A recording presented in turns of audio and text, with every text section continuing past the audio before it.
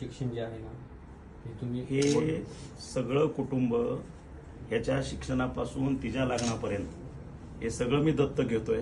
मी करत आलेलो आहे, करतोय. परमेश्वर मला ताकद देतोय, मी करतोय. पण ह्याचा अर्थ असा नाही की असं काहीतरी घडावं ही अपेक्षित नाही. आलं लक्षात? हे मान्यच नाही. म्हणजे हे खरं तर मी हात जोडून विनंती करतो सगळ्या समाजाला, मराठ्याला किंवा सगळ्या कुठले मग धनगर बांधव असतील, मराठा बांधव असतील, ओबीसी बांधव असतील, हे अशा पद्धतीचा इतका टोकाचा संघर्ष नका करू. स्वतःच्या कुटुंबावर बेतल असं काय करू नका.